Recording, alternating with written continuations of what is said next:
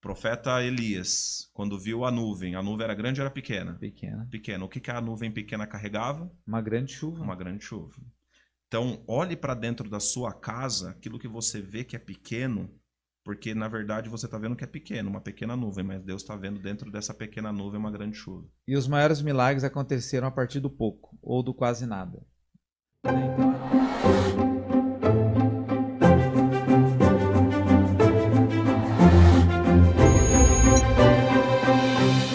Olá, seja bem-vindo a mais um FlechaCast. Eu tenho certeza que esse tempo tem sido muito precioso, tanto para nós que temos compartilhado a palavra de Deus, como você que tem assistido e tem comentado. Eu já quero pedir para você se inscreva aqui no canal, compartilhe esse vídeo com o máximo de pessoas que você conhece. Tem um dedinho assim que é gostei. Então clica ali no gostei, porque isso é muito importante. E quando você se inscrever no canal, ativa as notificações, porque sempre que a gente lançar ou um podcast ou um culto começar, sempre vai chegar uma notificação para você, tá bom? E você é parceiro desse canal, então compartilhe com o máximo de pessoas que você puder. Nós estamos aqui hoje para compartilhar de um assunto muito importante, que é finanças. Mas antes de nós começarmos esse podcast, deixa eu explicar uma coisa. Eu não sou apresentador. Eu sou um pastor que compartilha a palavra de Deus.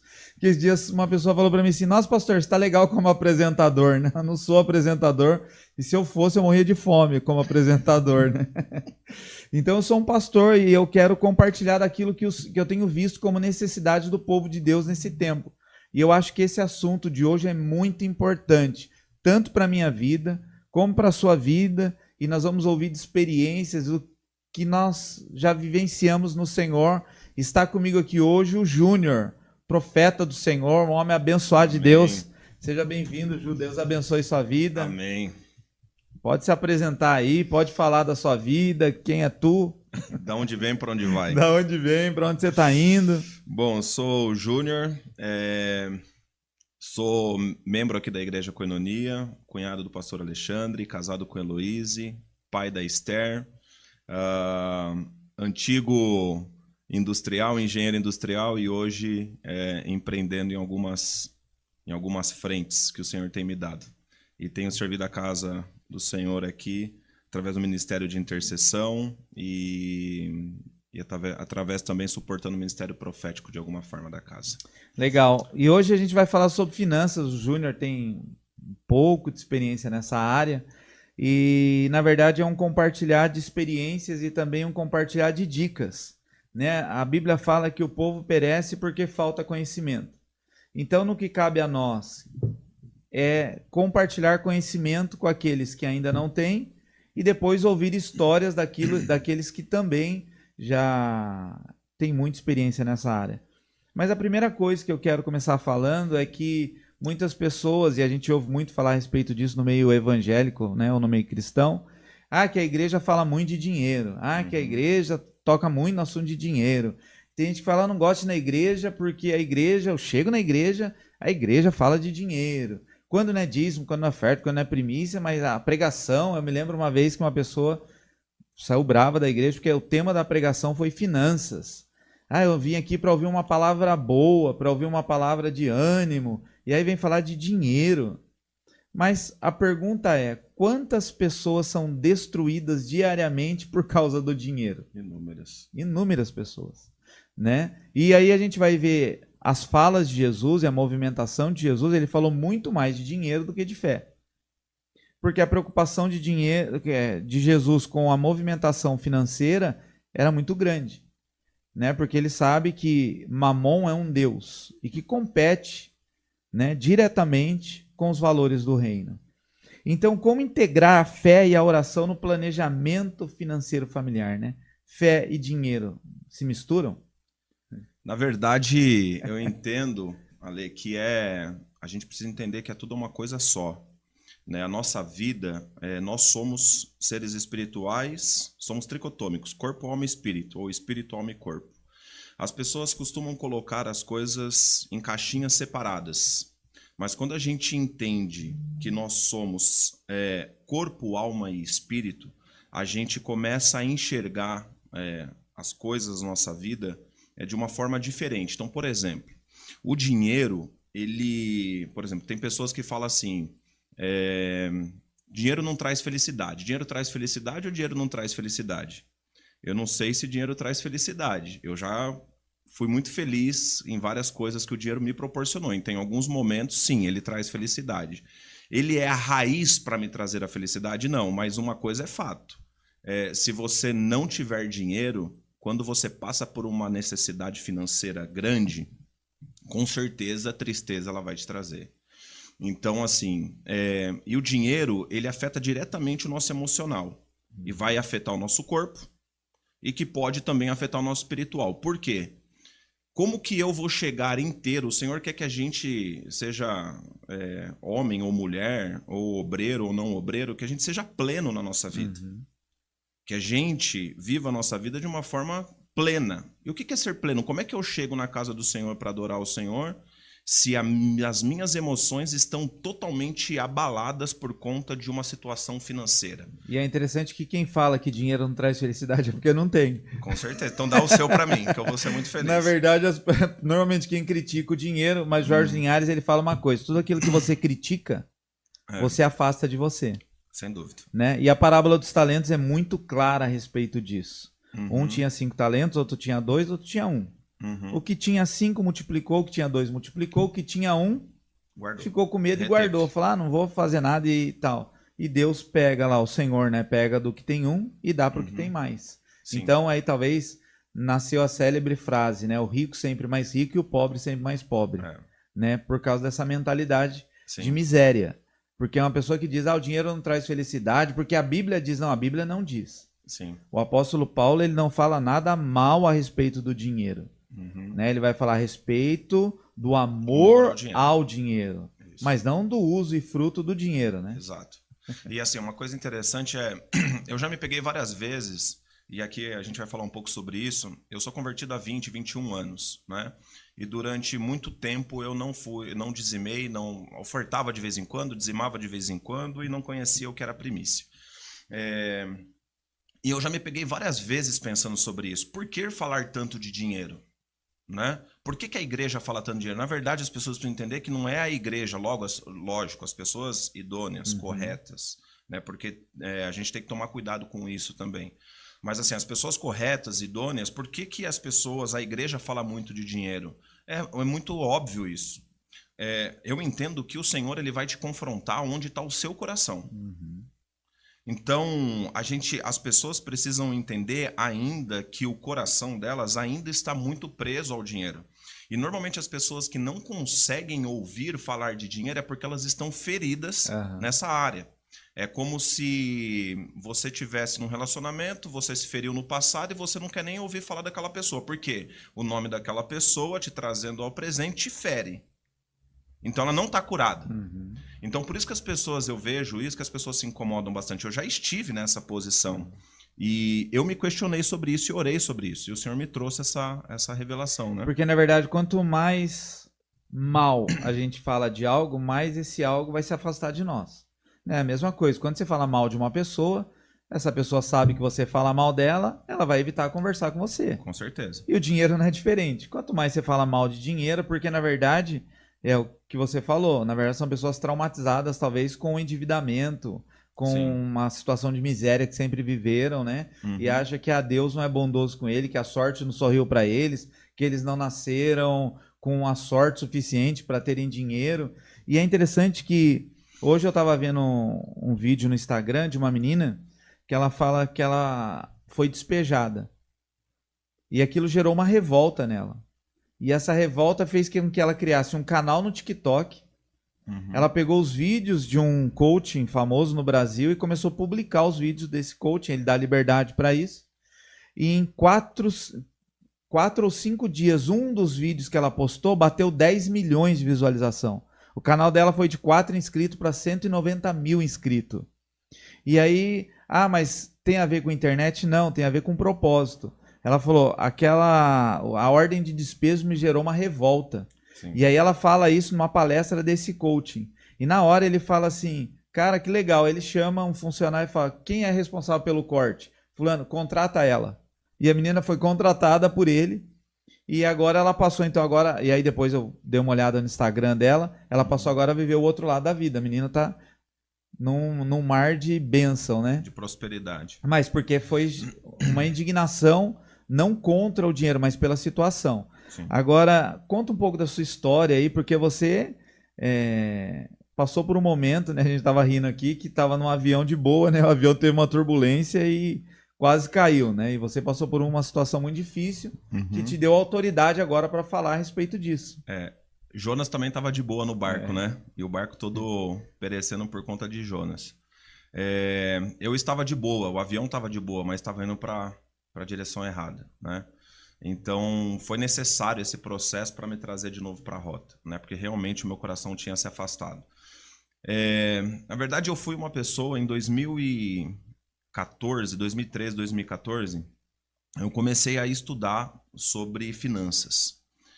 Fiz MBA de finanças corporativas, na área de mercado financeiro, e abri uma pequena empresa onde eu morava, na Bahia na época, e comecei a investir no mercado financeiro. Todos aqueles ganhos que eu ia tendo naquele pequeno negócio, eu ia investindo, salvava um pouco de dinheiro no final do mês, eu guardava, investia e comecei a investir no mercado financeiro. Só que esse processo do investimento no mercado financeiro me tornou uma pessoa avarenta. Eu nunca tinha sido uma pessoa avarenta. Só que esse processo de quanto mais eu guardar, mais eu vou ter, criou em mim uma resistência no meu coração muito grande. Então, a minha força era o quê? Não subtrair. Então, entender o dízimo era, estou subtraindo 10%. Não, vou pegar esses 10%. Poxa, 10% dá para investir, né? E eu vou dar... Exato. Então, eu vou aplicar esse dinheiro. E eu fiz isso durante 6 anos, quase. Então, esse processo de estudar muito sobre o mercado financeiro, de investir no mercado financeiro e ter um negócio, criou uma certa... um vínculo emocional muito grande com o dinheiro. Então, a minha cabeça funcionava como? Quanto mais eu reter, mais eu vou ter. Né? No sentido de represar o dinheiro. Ou seja, a minha vida profissional começou a deslanchar, comecei a crescer na minha carreira, cheguei num lugar onde eu sempre quis chegar em termos profissionais falando, e eu me frustrei. O fato é isso, eu me frustrei. Cheguei e falei, não é isso. Não me senti realizado naquele momento. Então, aquele confronto de propósito de vida começou a me desencadear vários problemas. Do tipo, eu não quero mais isso para mim. Só que... desse momento de definir que eu não queria mais aquilo para mim, até os problemas que começaram a acontecer logo na sequência, foi um período de tempo muito curto. Então, o que aconteceu de fato, né? Uma vida muito, muito, muito boa, abastada, morando num apartamento muito bom em São José dos Campos, construindo uma casa dos sonhos... o emprego teoricamente dos meus sonhos, a minha família muito bem, financeiramente, etc. Mas o meu propósito de vida estava se perdendo.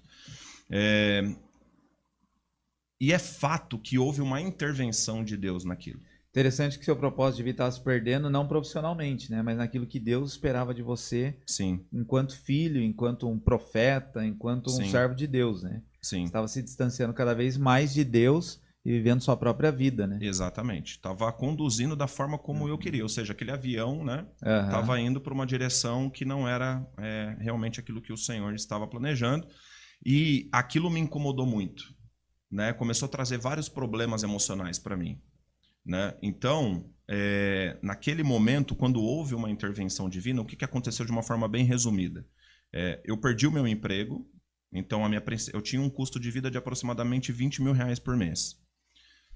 Todas as minhas receitas, elas foram bloqueadas. Não tinha mais receita. Da noite para o dia. Eu estava construindo uma casa. Ou seja, as pessoas já com receita, construindo uma casa já é desafiador. Imagina sem receita. Sem receita agora.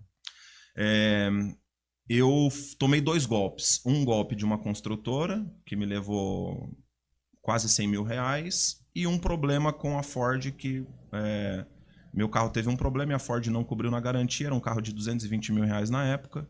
E eu tive que bancar aquele reparo. Então, na verdade, foram dois grandes problemas. Tipo, você fica desempregado, aí a construtora te deixa na mão e o carro funde o motor. Ou Tipo, seja, de um dia pro de outro. um dia para É o como se outro. Deus tivesse puxado o freio de mão de um carro andando, né? Foi exatamente isso. Inclusive, Deus até usou um profeta uma vez naquele processo para falar assim: eu vejo você como um carro a 200 km por hora numa rodovia e Deus puxando um freio de mão e o carro capotando. Foi exatamente isso que ele falou. Então, assim, realmente houve uma intervenção de Deus nesse ponto. Aham. Para quê? Para me trazer para o processo, para me trazer para o propósito de novo. Então, de uma vida extremamente abastada, eu passei a não comprar mais Doritos. E aí a gente pode falar um pouco como que eu saí disso. Por quê?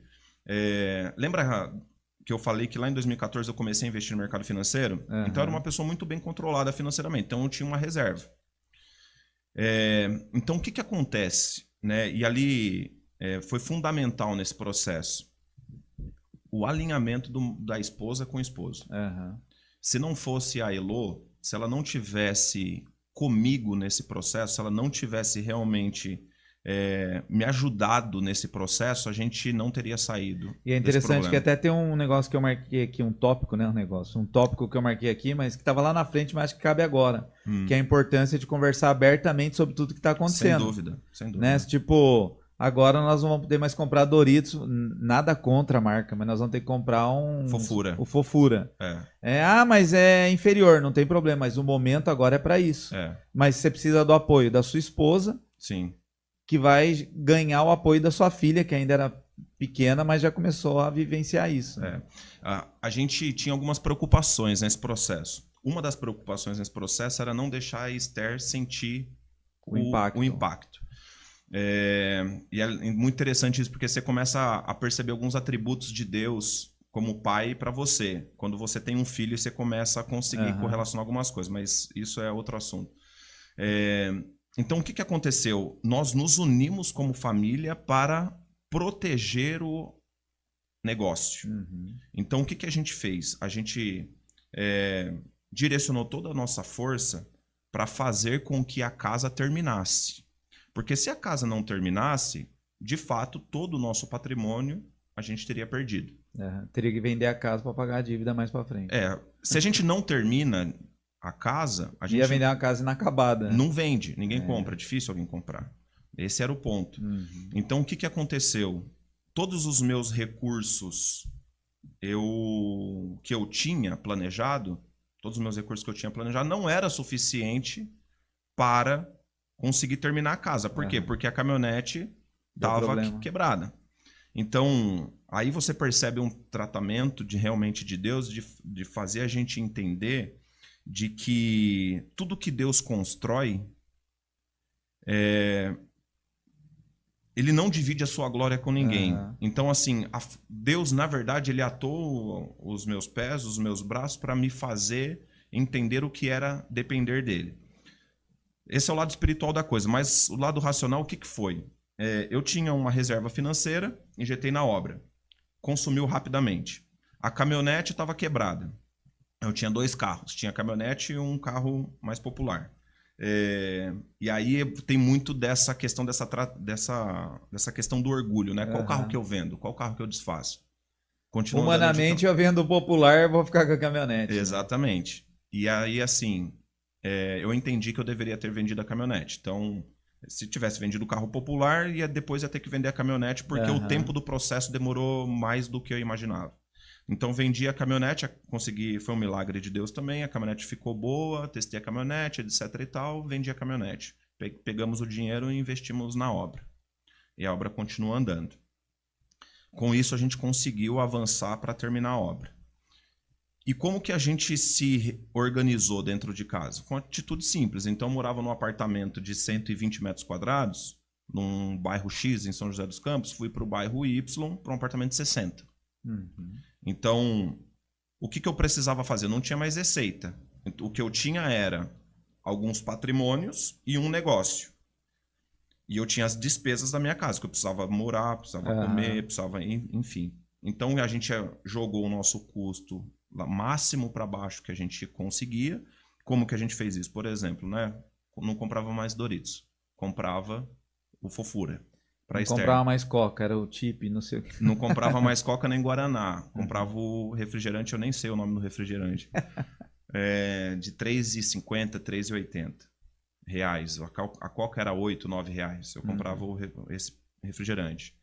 Quando eu cheguei, e eu descobri nesse processo, por exemplo, que o queijo fatiado, a mussarela fatiada, é mais cara do que você comprar ela por quilo. Aham. Então eu comecei, não fazia mais compras em mercados que não fosse atacadão, atacarejo, açaí, esses tipos de atacadistas.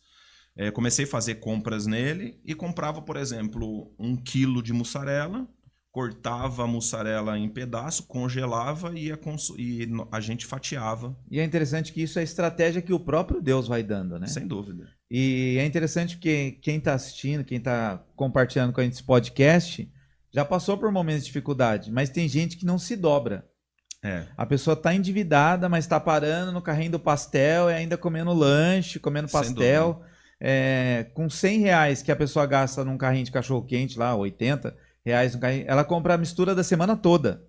Mas não, eu sempre comi, então eu vou continuar comendo. Né? E o problema é que o processo se prolonga, às vezes, por anos, por esse orgulho. Por né? orgulho, pela vaidade. E assim, eu fui confrontado na vaidade com relação à caminhonete. Eu fui confrontado na minha vaidade com relação ao salgadinho, com relação aos mantimentos. Então, engraçado que muitas pessoas nessa época ali falou para mim assim, Júnior, eu já vi muitas pessoas entrando nesse processo que você entrou e não saíram do processo. Perderam seus negócios, perderam as suas famílias. E não foi uma ou duas pessoas, foram várias pessoas que me falaram isso. E hoje eu fazendo a reflexão, eu percebo claramente isso. Que na verdade, o que a gente não pode, o que o homem, né, agora falando sobre, pensando por esse lado sacerdotal do lar. O homem, ele tem que entender qual é o seu papel, qual é a sua responsabilidade para a família diante de Deus. Né? E nesse relacionamento não cabe vaidade, não cabe orgulho. Então, o que aconteceu? Eu precisei realmente dar alguns passos para trás, porque eu não tinha esperança. Quando que eu vou novamente conseguir retomar as minhas receitas? Eu não tinha, porque eu só tinha uma palavra de Deus. A palavra de Deus era, você não volta mais para o lugar de onde você veio. E eu falava, tá bom, tudo bem. E quanto tempo durou esse processo? 9 meses. 9 meses. 9 meses para colocar o nariz para fora da água. Mais 1 ano para a água baixar. A água baixar. Então, assim, uma das grandes importâncias... O que acontece, na verdade? As pessoas, quando estão passando por dificuldade, elas se isolam. Né? Por quê? Às vezes por conta de uma vergonha, por medo de ser confrontado. Então, por exemplo, você, Ale, como pastor, nos confrontou várias vezes. A Marinês, a nossa família, né, se fechou de uma forma e começou a proteger, a blindar. A gente viu que a gente precisava compartilhar com as pessoas a nossa dor. E isso nos trouxe cura. E não a miséria, né? Não compartilhou a miséria. Tipo, eu sou um pobre coitado, tô falido. Ai, quem tem uma cesta básica para me dar? Porque isso, até o que eu estava conversando com o Gil sobre isso, é um espírito de miséria, né?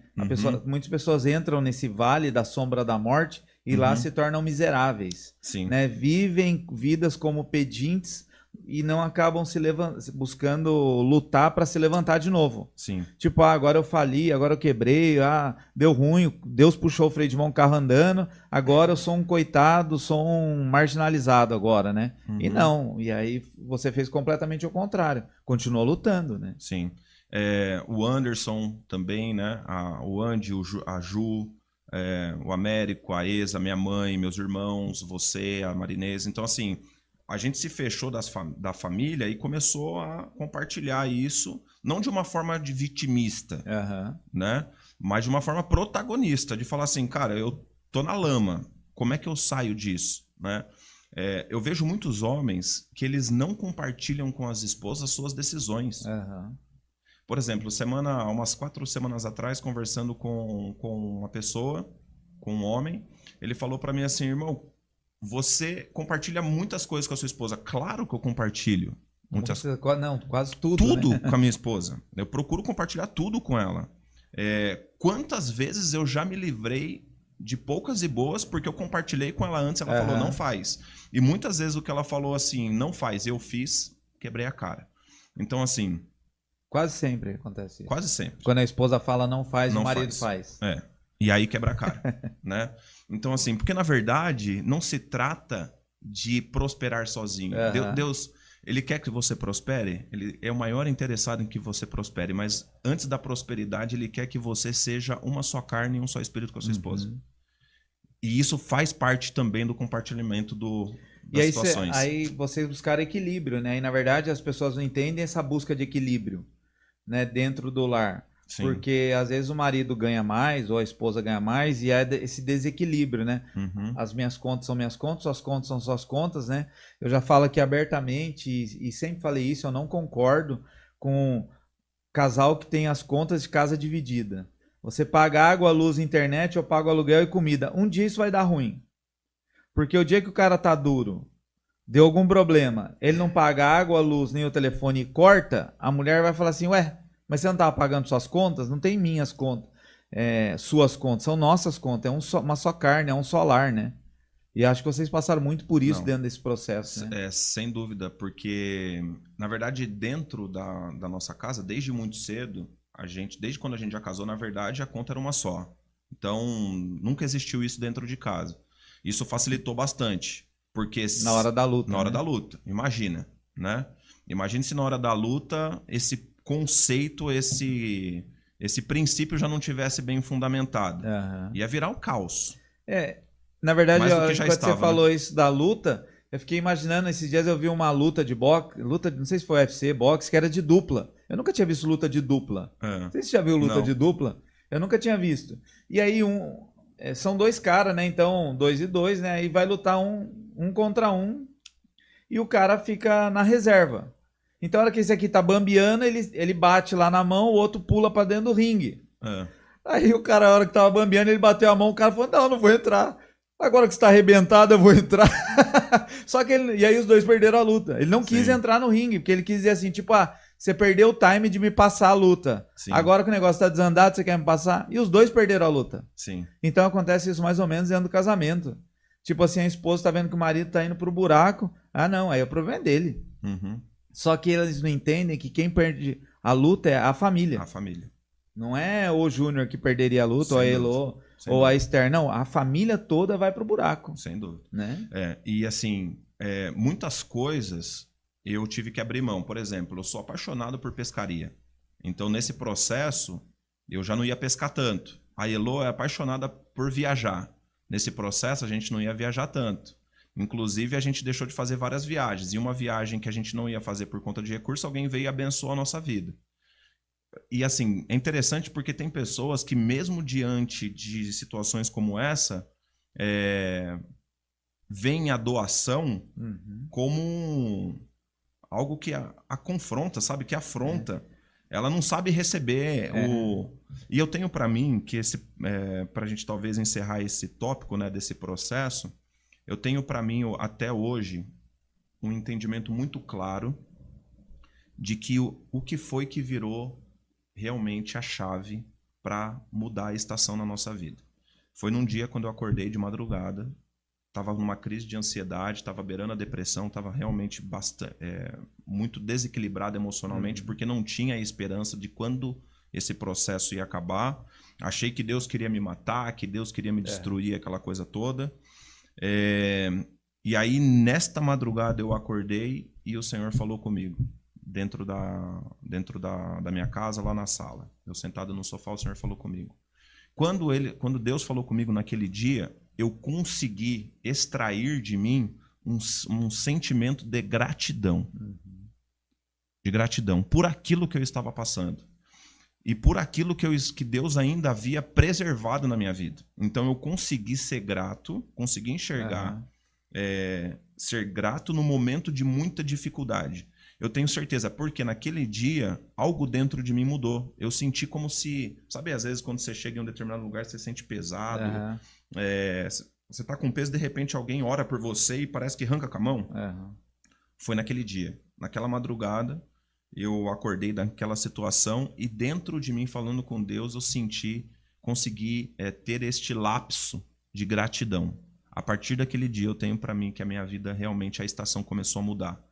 Então assim, a gente precisa aprender a ser grato não por aquilo que nós queremos ter, não por aquilo que nós temos, né? Como sonho, como não, mas pelo fato de Deus te preservar com a vida. É interessante que você fez 6 anos de engenharia, 2 anos de MBA, mas talvez o que tenha te ensinado mais foi esses 9 meses. Ah, sem dúvida. Assim, É extrair a lição da dor, né? é assim, algumas pessoas falam que o teu propósito ele está diretamente ligado com a tua dor, né? Uhum. Então, para você precisa de uma força motora que te impulsiona a resolver. O que é empreender? É você resolver dores. Uhum. Então, você está resolvendo uma dor.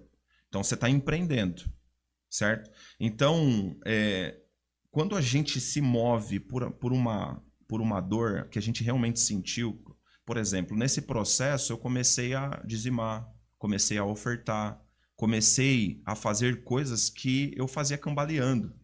É interessante que hoje eu estava lendo um livro sobre finanças, e tem uma parte do livro que ele fala assim, se algo não te impulsiona a mudar de vida, tem alguma coisa errada. Uhum. Né? Porque você já se acomodou com a situação que você está e provavelmente você nunca vai mudar de vida. Mas aí ele fala assim, então eu quero desenhar um quadro para você para talvez te dar um cutucão e você pensa a partir disso. Pensa você com 70 anos, sentado na varanda da sua casa ou no quintal da sua casa ou na sala da sua casa com seus netinhos. E o que você vai contar para eles? Eu passei por uma luta, mas morri nela. Ou você vai falar para eles, não, eu passei por uma luta e algo dentro dessa luta me impulsionou a ser uma pessoa melhor. Uhum. Então ele falou, desenha um quadro do seu futuro e pensa da sua conversa daqui 20, 30, 40, 50 anos com seus netos, o que você vai falar da sua movimentação diante das crises e das lutas que você passou. Né? Então, é aquilo que você falou. Tudo isso é compartilhado em família. Né? Então, se nós não compartilhamos isso dentro da nossa casa, nós vamos morrer endividados. Ponto. E aí tem uma coisa que a gente precisa entender, que a gente precisa organizar as nossas finanças, para a gente poder alcançar sonho. Tem gente que fala assim, mas eu não tenho dinheiro para guardar. Ninguém é tão pobre que não tenha R$2 para guardar. Esses dias a minha esposa, ela foi limpar o guarda-roupa da Rebeca, ela se assustou, ela falou, Alexandre, vem aqui. Foi o que foi? Ela falou, olha quanto dinheiro a Rebeca tem. Ela começou a tirar nota de 10, nota de 20, nota de 30. Nota de 30. Nota de 20, nota de 10. Essa é falsa. É falsa, foi a Rebeca que fez. Mas tinha, sei lá, mais de R$100 de nota, de moeda. Aí ela, Rebeca, da onde você tirou esse dinheiro? Ué, ganho 10 de um, 5 do outro, moedinha que o papai dá, vai tudo pro cofrinho. A ponto, tem dia que ela fala pra mim, hoje não precisa preparar lanchinho. Fala, como não? Não, hoje eu vou comprar na cantina. Fala, não, filha, vai gastar o seu dinheiro na cantina? Pai, é meu dinheiro. Tipo, eu não tô gastando todo o meu dinheiro, mas também é para uns luxos, é para um dia comer na cantina. Mas então, e por que eu tô usando essa ilustração? Porque tem gente que fala assim, o que eu ganho dá na casca, não dá para guardar. Guarda R$10. Né? O Júnior falou a respeito de investimento, né? Compra um fundo imobiliário. Você vai falar, cara, a partir de agora eu sou investidor. Comprei um fundo imobiliário, R$10,90 fundo imobiliário. Vai render 80 centavos. Sim. Mas você vai falar, cara, agora... Mas começa a mudar a maneira de pensar. Você guardou R$5 numa conta. Você já começa a mudar a mentalidade. Sim. Né? O problema é que a pessoa acha que tem que guardar muito, né? O problema também as pessoas, é uma coisa muito básica. Elas se endividam a tal ponto que ela gasta mais do que ganha. Uhum. Parece uma coisa muito, muito óbvia se falar, né? De se falar. Mas é difícil da pessoa realmente entender esse princípio e colocar em prática esse princípio. Uhum. Né? De você controlar as suas finanças dentro da sua família, você gastar menos do que você ganha. Né? As pessoas elas se enrolam nisso. Por quê? Porque faz dívida no cartão de crédito. E assim, vamos quebrar um paradigma aqui, né? As pessoas acham que dívida é ruim. Por exemplo, hoje eu tenho uma dívida de 600 mil reais. Hoje, agora, eu tenho uma dívida de 600 mil reais. Mas essa dívida de 600 mil reais, ela me potencializa a ter um ativo, a uma receita, ganho, um ganho de 1,5 milhão. Então, assim, nem toda dívida é ruim. O problema é que as pessoas fazem dívida para construir passivos. Por exemplo, carro é um passivo, carro não é um ativo. Ele te dá uma despesa e não te gera receita nenhuma. Imóvel, por exemplo, se você está morando nele, hoje ele é um passivo. Mas se você coloca para alugar, ele se torna um ativo porque você vai receber receita recorrente dele. Então, assim, dívida.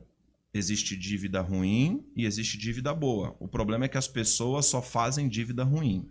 Vou parcelar em 12 vezes, vai ficar uma parcelinha, né? Pequena. Aí ela parcela outra, que vira uma bola de neve. E como ela não tem essa gestão, essa mudança de mentalidade, ela se enrola e começa a entrar em processos de pedir dinheiro emprestado e etc. E aí começa a se enrolar num poço sem fim. E hoje eu passei por uma situação bem... Assim, eu observei uma situação, né? Eu não passei. Eu estava num lugar com a minha esposa e daqui a pouco chegou uma mulher e ela falou assim, tal, não vou falar aqui o que é, né? Mas era um procedimento estético, né? Minha esposa estava para passar no médico, só que essa clínica também faz procedimento estético. E é uma mulher aparentemente bem de vida, tal. Mas ela parou no balcão assim, na secretária, e falou, quanto fica? Tal. A mulher falou, R$1.000. Ela, puxa, R$1.000? Mas quantas vezes vocês parcelam? Aí a mulher falou, só 2 vezes. Aí ela pensou, vai, passa em 2 vezes. Sabe aquele negócio? O que eu senti eu não posso gastar. Era um procedimento estético, né? Eu não sei o que procedimento que ela ia fazer, mas ela, vai, passa aí, vai, toma o cartão, passa em 2 vezes, seja o que Deus quiser. Aí eu fiquei pensando no marido daquela mulher, né? A hora que ela chegar, então, amor, gostou?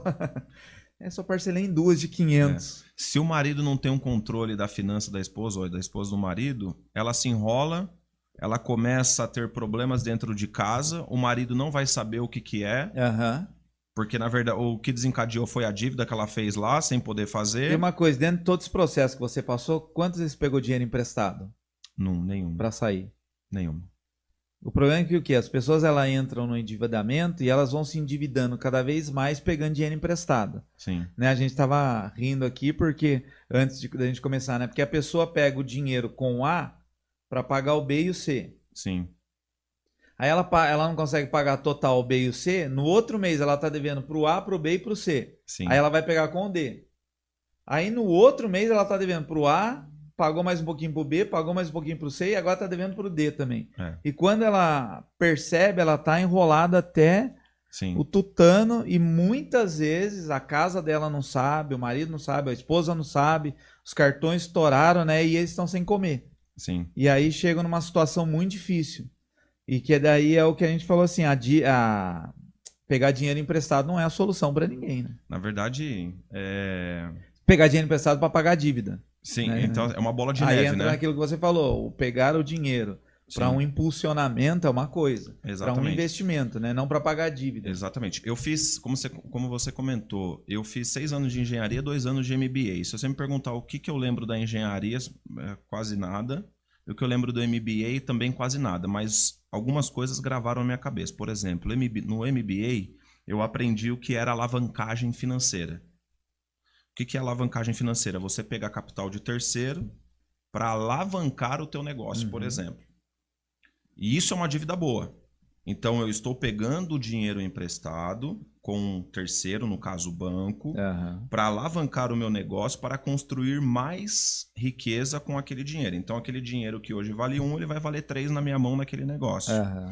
Então, a importância do fluxo de caixa.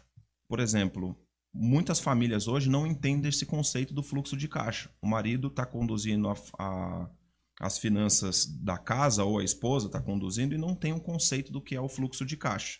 Então, o fluxo de caixa ele tem que ser suficiente para cobrir todas as suas despesas. Se o seu fluxo de caixa não for suficiente para cobrir as suas despesas, você vai ficar no débito em determinado momento, que isso acumulado vai virar suas dívidas. Então, o que acontece? As pessoas não têm a previsibilidade de quanto ela custa, por exemplo. Quanto custava a minha família no meio do processo para a gente permanecer dormindo, morando e comendo e conseguindo trabalhar. Eu lembro, era R$ 5.500. Isso era o custo da minha família. Eu estava gastando quanto quando começou no processo? 20. Só que o custo da minha família era 5.500. Então, eu joguei as minhas despesas para o meu custo mínimo de vida e se fosse necessário abaixar mais ainda, eu ia abaixar mais ainda para eu conseguir preservar aquele patrimônio, aquele projeto que virou um negócio. Então, assim, o que as pessoas elas normalmente fazem? Elas pegam dinheiro emprestado para cobrir o seu custo de vida. Aham. Só que ela não se preocupa em abaixar o seu custo de vida. É interessante que nesse livro Pense Diferente, que eu escrevi, não sei se você já leu, mas se você não leu, esse livro aqui é muito bom mesmo. Mas nesse livro aqui, Pense Diferente, tem uma parte desse livro que eu falo a mesma coisa. Falo muito isso. Se eu ganho 5x e eu sou mandado embora, que foi o que aconteceu com você, você aprendeu a viver com 2x. Sim. O problema é que quando a gente volta a ganhar, a gente volta para o 5x. Se a gente mantesse a vida ali nos 3, subir para o 3x e pego o 2x e guardo, Sim. eu estava vivendo bem com 2x, né? Eu consegui me readequar a minha casa, readequar a minha família, porque voltar aos gastos desnecessários, né? Não investimento, não passeio, nada disso, mas de gastar com bobeira. E aí o que a gente vê muitas pessoas é torrando o dinheiro da casa, da família, com coisas que não agregam valor nenhum para a casa deles. E o problema é que o marido muitas vezes não sabe o que a esposa ganha, a esposa não sabe o que o marido ganha, e eles trazem para dentro da sua casa o ocultismo. Né? Eu falo que o diabo ele sempre trabalha naquilo que é oculto, o diabo ele trabalha naquilo que está escondido. Sim. Então, nós precisamos o quê? Entender que as finanças da nossa casa elas precisam ser equalizadas e essa equalização das finanças vem por meio do marido e vem por meio da mulher. Né? É interessante que aí a gente vai vendo Jesus e a gente fala, mas Jesus não mexia com dinheiro. Não, ele tinha Judas lá para mexer para ele. Porém, deu toda a problemática de Judas, né? Mas a gente vai ver que Jesus, em momento algum, desprezou. A Bíblia fala que as mulheres serviam Jesus com os seus bens. Por quê? Porque tinha um custo. As caminhadas de Jesus geravam custo. As multidões vinham para comer e ele precisava de recursos. Tanto que em algum momento ele falava, quanto que a gente tem de dinheiro aí no caixa? Não sabia. Porque tem uma multidão. Tem uma multidão. Né? Então a gente precisa de dinheiro. Então não fala que Jesus não precisou de dinheiro, ele precisou. Jesus realizou o milagre da multiplicação do pão, do peixe lá, uma vez, 2 vezes. Não foi todo dia. Então tinha dia que ele falava, gente, vamos lá, quanto tem dinheiro? Vamos fazer uma vaquinha que a gente precisa comprar pão para dar para todo mundo. Por isso que a Bíblia vai dizer que as mulheres andavam do lado de Jesus, servindo ele, servindo o ministério dele com os bens que elas tinham. Né? Jesus pagava imposto. Quando Pedro chega a Jesus, é lícito a gente pagar imposto? Jesus falou, vem cá, vai lá, pega lá, dá a moeda aqui. De quem que é a cara? Lógico que é lícito. É lícito não, né? Mas é devido. Então, Jesus ele se movimentou dentro disso. Tem uma parábola que Jesus fala a respeito de um homem que vai construir a torre. Fala, antes de começar a construir, senta. Planeja.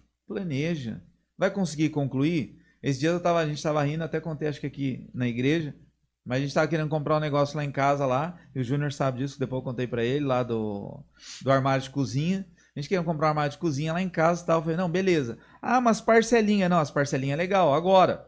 Então até novembro dá para segurar a parcelinha? Dá para segurar. Mas, porém, entretanto, chega janeiro. Janeiro é o material da Rebeca, é o IPVA do carro, é o seguro do carro, é o não sei o que, que vai acumular com as parcelinhas. Então aquelas parcelinhas que hoje dava para me pagar, lá em janeiro, vai entortar o caldo lá, vai entornar o caldo.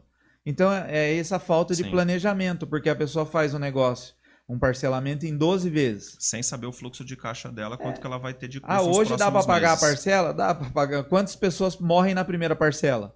Porque não pensou que no mês seguinte, no outro mês, vai chegar o IPVA do carro, vai chegar o IPTU da casa e tantas outras contas. Né? Então que vem agregando no meio do caminho. Tem uma coisa muito interessante nesse processo que eu vivi. Por por exemplo, eu defini as minhas metas pessoais para o ano de 2024. Eu defini as metas pessoais para o ano, pessoais, profissionais, ministeriais e espiritual para o ano de 2024, baseado no que me aconteceu em 2023. Lembre-se que eu tinha problema para dizimar, eu tinha problema para ofertar. Primícia, então, não sabia nem o que era. Então, assim, só que quando eu olhei para aquilo que eu tinha realizado em 2023, para estabelecer as minhas metas para 2024, por exemplo, na questão física, eu corri 500 quilômetros em 2023. Então, eu coloquei uma meta nesse ano, 2024, para correr 600. E na parte financeira, eu levantei quanto que eu dei, somando tudo, né? Dízimo, oferta e primícia, em 2023, para falar assim, não, eu quero também expandir, eu quero fazer mais em 2024. E para minha surpresa, totalizou 25%. Então, de uma pessoa que tinha dificuldade em contribuir com 10%, que é o dízimo, eu acabei praticando 25%. Uhum. Então, assim, o que na verdade eu aprendi com isso? Quando nós nos tornamos uma pessoa, um homem ou uma mulher, realmente de uma coisa só, no sentido de priorizar o reino, priorizar Jesus, as demais coisas, elas acham um lugar na nossa vida, no seu devido tamanho, no seu devido espaço, no seu devido tempo. De uma forma sobrenatural. Então, assim, de uma pessoa que tinha dificuldade em fazer 10%, uma pessoa executou 25% e não senti, e não percebi. Fez falta? Muito pelo contrário. Hoje eu vejo que, por exemplo, né, a respeito de uma situação que aconteceu no ano passado, de uma primícia que eu fui dar. Eu falei, Senhor, não quero fazer essa primícia com o meu entendimento racional. Eu quero uma palavra do Senhor. E o Senhor falou para mim, falou assim, isso é a primeira parte que vai santificar o todo. Uhum. E foi realmente uma experiência com Deus naquele dia. E foi uma primícia extravagante. Eu nunca tinha feito naquele valor. Foi uma oferta, né? Foi algo extravagante. Eu nunca tinha feito naquele valor. Hoje, olhando para a minha situação financeira hoje, olhando para os negócios que Deus tem me dado, eu vejo aquilo como uma semente. E uma coisa que me virou uma chave na minha cabeça nesse processo foi a respeito do reino. O que é o reino de Deus? Né? Os fariseus indagaram Jesus, né? O que é o reino? Onde está o reino de Deus? Aí Jesus aponta, o reino de Deus está aqui. O reino de Deus está no Alexandre, o reino de Deus está no Gilson, o reino de Deus está em nós. Então, eu comecei a entender, Ale, que investir no reino é investir em pessoas. Então, por exemplo, por que eu dizimo, oferta e primicio na igreja a qual congrego? Porque eu estou investindo nas pessoas que estão dentro daquela igreja. Eu não estou investindo numa instituição chamada koinonia. Eu estou investindo em pessoas. Seja no pastor da igreja, seja nos membros, porque de alguma forma essa riqueza da igreja ela alcança né, a membresia. Então eu comecei a entender que isso é investir no reino de Deus, porque é investir em pessoas. Então, de uma pessoa que tinha dificuldade, por exemplo, as pessoas elas se endividam por quê? Né, a gente estava até comentando isso antes. As pessoas se endividam e elas não ofertam, não dizimam, não primiciam. Só que ela não entende que a base da bênção de Deus, na vida dela, na questão financeira, cumprir o princípio. Então ela se perde nisso. Então o coração dela já está distante. Então, quem nasceu primeiro, o ovo ou a galinha? Né? Então a pessoa entra nesse ciclo vicioso e acaba não cumprindo o princípio porque ela acha, com aquela mentalidade, que se ela subtrair 10%, ela vai perder 10%.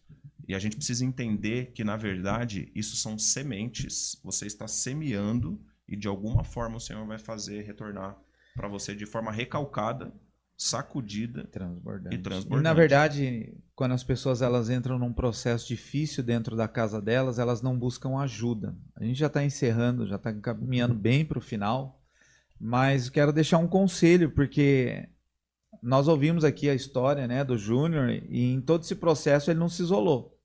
Não. Né? Tava sempre cercado de pessoas que se importavam com você. Né? Não estava cercado de qualquer pessoa. Era família, eram amigos que estavam orando com você, estavam te aconselhando, estavam te direcionando. De alguma maneira, você encostou perto de pessoas que poderiam agregar alguma coisa na tua vida. Né? E aí vai o conselho para a gente já partir para o final aqui. Se você está num processo de endividamento, de luta financeira, passando por problema nessa área, busque conselho em pessoas que podem te ajudar a sair desse lugar. Né? Eu falo a respeito disso. Você está endividado? Vai assistir podcast de finanças. Vai ouvir Primo Rico, Primo Pobre. Eu acho muito legal. Tem aí, é verdade mesmo. Tem o canal Primo Pobre. Uhum. O cara é fantástico. Ele dá um monte de dica, o Eduardo. Ele dá um monte de dica para a pessoa simples sair das dívidas. Fala, ele ensina a quitar um apartamento de 130 mil. Ele ensina a quitar um cartão de crédito de 2 mil. Ou seja, as pessoas elas estão passando por um processo, mas elas entram num emburrecimento, né? Tipo, eu estou passando por uma luta, não vou buscar ajuda com ninguém, não quero nem saber de ouvir de finanças, não. Está passando por um processo, encosta no pastor da sua igreja, né? Você que é da Koinonia, vem buscar ajuda. Tem pessoas aqui que são capazes de te ajudar. Vai ouvir podcast, vai ouvir pregação, vai ler livro a respeito disso. A gente estava vendo um livro aqui, O Homem Mais Rico da Babilônia, não é um livro cristão, mas que ensina princípios fantásticos, né? Mas não, a pessoa está toda endividada e ela se isola. E ela vai se isolando e ela vai se escondendo. Vai escondendo e ela tenta manter posicionamento. Vamos comer, vamos sair para comer? Vamos. Toma cartão de crédito, toma cartão de crédito. E eu acho muito interessante isso, que nós precisamos entender o que Deus tem para a nossa vida. E para a gente encerrar, acho que a gente precisa pensar a respeito disso. Jesus ele diz em Lucas 14, qual de vocês, se quiser construir uma torre, primeiro não se assenta e calcula o preço, para ver se tem dinheiro suficiente para completá-la? Pois, se lançar o alicerce e não for capaz de terminá-la, todos a virem vão rir dele, dizendo, este homem começou a construir e não foi capaz de terminar. Então, quantas pessoas falam, eu vou começar, Deus me deu uma visão, Deus me deu uma direção, Deus me deu um comando. Se foi Deus, vai até o fim. E planeja. Não é porque Deus te deu que você não tem que planejar. Uhum. Né? As pessoas falam assim, mas eu não tenho nada. Né?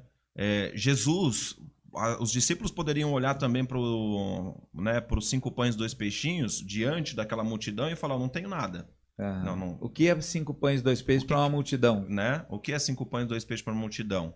Né? Então Jesus pega o que ele tinha e ali ele alimenta todas aquelas pessoas. Uhum.